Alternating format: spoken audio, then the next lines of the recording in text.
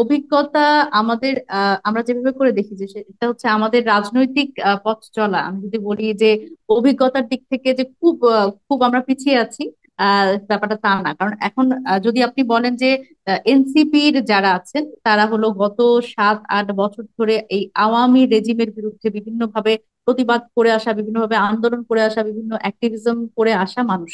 হ্যাঁ। তো সুতরাং সেই জায়গা থেকে আমি যদি বলি নাহিদ ইসলামের কথা, সেও কিন্তু 2018 সালে সেই কোটা সংস্কার আন্দোলন থেকে শুরু করে পরবর্তীতে যত ধরনের মুভমেন্ট হয়েছে, এবং আহ সে মোটামুটি রাজনীতির মধ্যেই ছিলেন আর কি। মোটামুটি রাজনীতি আসলে কোন দিকে যাচ্ছে, কি সমাচার, আবার অনেকে এই ছাত্রলীগের এইসবের মধ্যে। রাজনীতিতেও ছিলেন। আহ হ্যাঁ, ছাত্রলীগের রাজনীতিতেও ছিলেন। এবং আলটিমেটলি আমি যদি বলি যে বেশিরভাগ, আপনি যদি বলেন আমাদের যে এনসিপির 217 জনের মধ্যে বেশিরভাগই দেখা গেছে যে আমাদের ব্যাকগ্রাউন্ড চেক করলে আপনারা বুঝতে পারবেন, সেটা হচ্ছে যে আমরা এই ফ্যাসিবাদ বিরোধী আন্দোলনের সাথে সবসময় ছিলাম। তো সেই জায়গা থেকে আমরা আমাদের যে পথ চলা, যে এই শুধুমাত্র এই 36 দিনের এই কোটা সংস্কার আন্দোলন এবং এরপরে সে যেটাকে আমরা বলছি ফ্যাসিবাদ বিরোধী আন্দোলন, বৈষম্য বিরোধী ব্যানারে, ব্যাপারটা শুধুমাত্র সেরকম ভাবে দেখলে হবে না।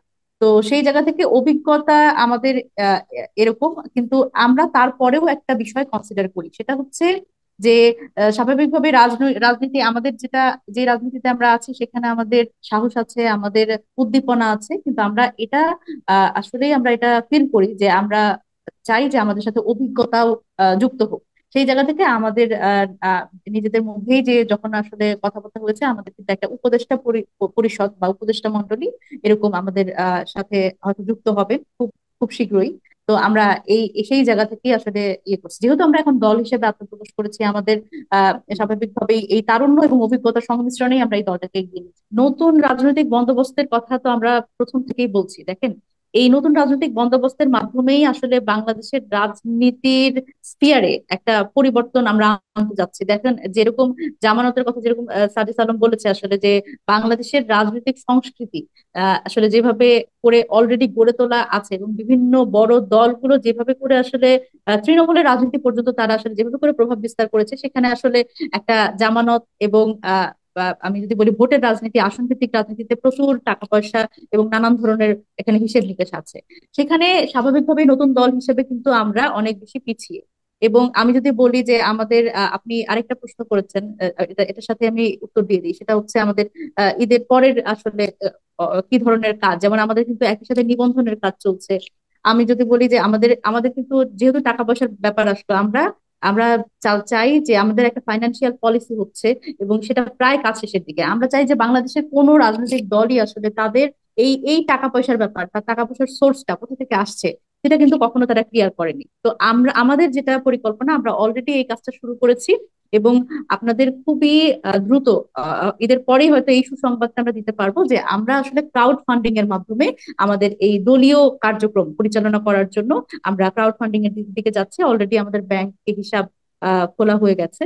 তো সেই জায়গা থেকে এই বিষয়টাতে আমরা আসলে এই নতুন রাজনৈতিক বন্দোবস্তের কথা যদি আপনি বলেন, এই নতুন রাজনৈতিক বন্দোবস্তে আমরা এটা আসলে দাবি করি যে নতুন রাজনৈতিক দলগুলো আছে, যারা আছে, এবং আমি যদি বলি রাশেদ ভাইদের দল, গণ অধিকার পরিষদ, তাদেরও আমি আমি বলি যে আমাদের এই আসলে ফাইনান্সিয়াল জায়গাতে আমাদের ক্লিয়ার থাকার এই প্রচেষ্টাটা, এটা খুব গুরুত্বপূর্ণ। দেখুন, আমরা জামানতের পিছনে আসলে ছুটছি না, কারণ স্বাভাবিকভাবে আপনি একজন ব্যক্তির কথা বললেন। আপনি দেখেন, আপনি কিন্তু আরেকজন ব্যক্তির কথা বললেন না, যিনিও কিন্তু স্ট্যাটাস দিয়েছেন, তাসনিম জারা আপু, তিনিও কিন্তু বলেছেন যে আসলে আমরা নতুন রাজনৈতিক বন্দোবস্তের দিকে কিন্তু যেতে চাই। সেইখানে হচ্ছে আসলে সাজিস আলম একজন মেম্বার, যিনি বলছেন আসলে জামানতের কথা।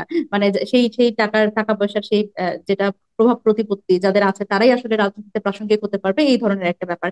আমি যদি ব্যক্তিগতভাবে আপনি আমাকে জিজ্ঞেস করেন, আমার তো আসলে রাজনৈতিক ভাবে আমার কোনো ব্যাকআপ নাই, বা আমার আসলে জামানতের টাকা কোথা থেকে জোগাড় হবে, এই সম্ভাবনা আমার আমার জন্য ক্ষীণ।